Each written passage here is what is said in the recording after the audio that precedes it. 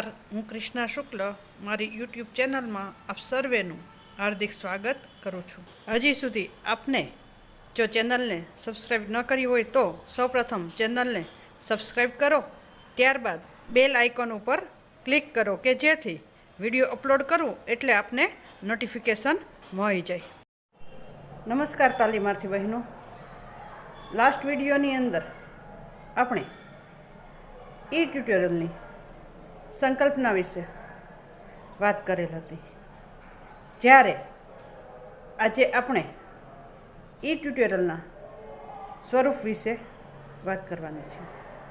સામાન્ય રીતે વર્ગખંડની અંદર જ્યારે શિક્ષક ભણાવતા હોય ત્યારે પરંપરાગત શિક્ષણની પદ્ધતિઓનો ઉપયોગ કરતા હોય છે, જેમાં પાઠ્યપુસ્તકો અને વ્યાખ્યાન પદ્ધતિનો ઉપયોગ કરવામાં આવતો હોય છે. પરંતુ અહીં આપણે તેના સ્થાને ઇલેક્ટ્રોનિક માધ્યમનો ઉપયોગ કરવાનો છે અને તેના દ્વારા જ્ઞાન પ્રાપ્તિ, સમજ અને કૌશલ્ય પ્રાપ્ત કરવાના છે.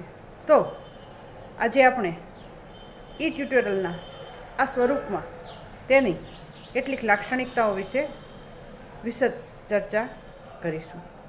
સૌપ્રથમ લાક્ષણિકતા સ્વગતિએ અસમકાલિક અધ્યયન. અહીં સ્વગતિ એટલે કે વિદ્યાર્થીની પોતાની ગતિ પ્રમાણે.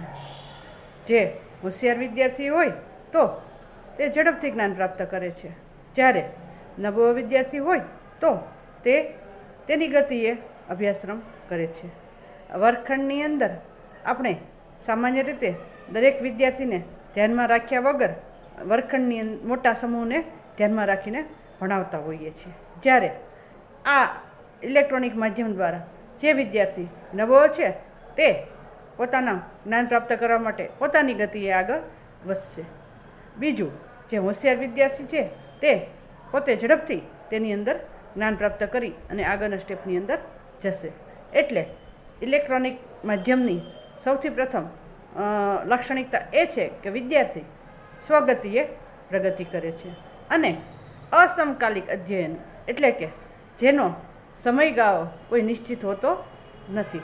વર્ગખંડની અંદર જ્યારે શિક્ષક ભણાવતા હોય ત્યારે 35 મિનિટ કે 45 મિનિટનો સમય નિશ્ચિત હોય છે અને એ દરમિયાન વર્ગખંડના વિદ્યાર્થીઓને અધ્યયન અનુભવો પૂરા પાડતા હોય છે. પરંતુ આમાં વિદ્યાર્થીએ પોતે પોતાની જાતે અધ્યયન અનુભવો પ્રાપ્ત કરવાના હોય છે. એટલે એનો સમયગાળો કોઈ નિશ્ચિત હોતો નથી અને વિદ્યાર્થીને કોઈ સ્થળ કે સમયના બંધન વગર પોતે પોતાની રીતે સતત પ્રગતિ કરી શકે છે અને જ્ઞાનની અંદર વૃદ્ધિ કરી શકે છે.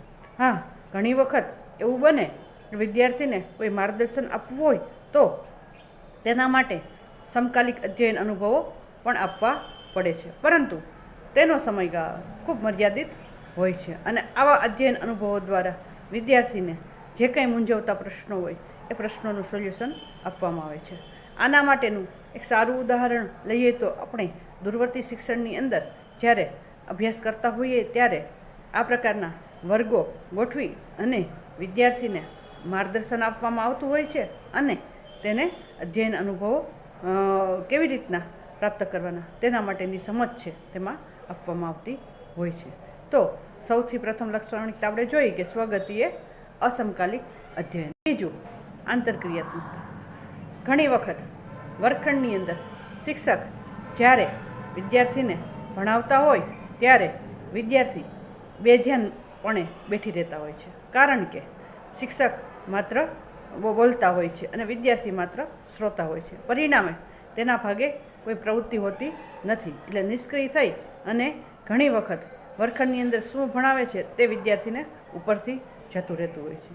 જ્યારે અહીં ઇલેક્ટ્રોનિક માધ્યમની અંદર વિદ્યાર્થીની આંતરક્રિયાત્મકતા હોય છે અને આ વિદ્યાર્થીની આંતરક્રિયાત્મકતાને લીધે જ વિદ્યાર્થી તેમાં આગળ વધે છે અને તેને રસ જાગૃત થાય છે અને પરિણામે જે ધ્યેય સુધી પહોંચવાનું છે તે પહોંચી શકે છે. દાખલા તરીકે ઓનલાઈન કોઈ ક્વિઝ હોય તો એની અંદર વિદ્યાર્થીએ સભાન રીતે તેમાં આંતરક્રિયા કરી અને તેના પ્રશ્નોના પ્રત્યુત્તર છે તે આપવાનો હોય છે.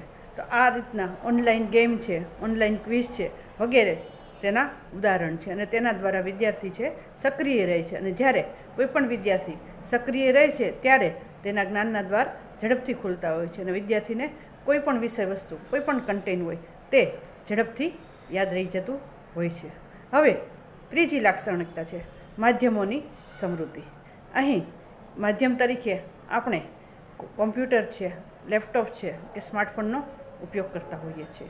અહીં માધ્યમોની સમૃદ્ધિની અંદર વાત કરીએ તો વિદ્યાર્થીને જે અધ્યયન અનુભવ પ્રાપ્ત કરે છે તેમાં માત્ર પાવરપોઈન્ટનું પ્રેઝન્ટેશન મૂકી દઈએ અથવા તો ટેક્સ્ટ અને ગ્રાફિક્સ દ્વારા માત્ર સ્લાઇડો તૈયાર કરી અને આપી દઈએ એવી નહીં, પરંતુ વિદ્યાર્થીઓ માટે ઉચ્ચ પ્રકારનું આપણે જેને કહી શકાય એવું એ કન્ટેન્ટ હોવું જોઈએ. એટલે કે ઓડિયો હોય, વિડીયો હોય, એનિમેશન હોય, તો એના દ્વારા વિદ્યાર્થીને જોવું ગમશે અને એની સાથે આંતરક્રિયા કરશે અને તેના દ્વારા શિક્ષણ પ્રાપ્ત ઝડપથી કરી શકશે. એટલે જે કંઈ કોન્સેપ્ટ છે એ કોન્સેપ્ટને સમજવા માટે જે માધ્યમોની સમૃદ્ધિ ઉત્તમ પ્રકારની હોય અને ઉચ્ચ પ્રકારનું એ કન્ટેન્ટ ધરાવતું સાહિત્ય એટલે કે વેબસાઇટ હોય અથવા તો વિડીયો હોય, ઓડિયો હોય, એનિમેશન હોય તો વિદ્યાર્થી ઝડપથી એમાંથી જ્ઞાન પ્રાપ્ત કરશે.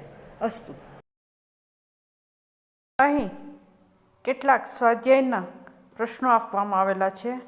આપ બરાબર એનો અભ્યાસ કરો. જો આપને વિડીયો સારો લાગ્યો હોય તો લાઈક કરો, શેર કરો, કમેન્ટ આપો, સબસ્ક્રાઈબ કરો અને બેલ આઇકન ઉપર ક્લિક કરો. અસ્તુ. જય હિન્દ. વંદે માતરમ.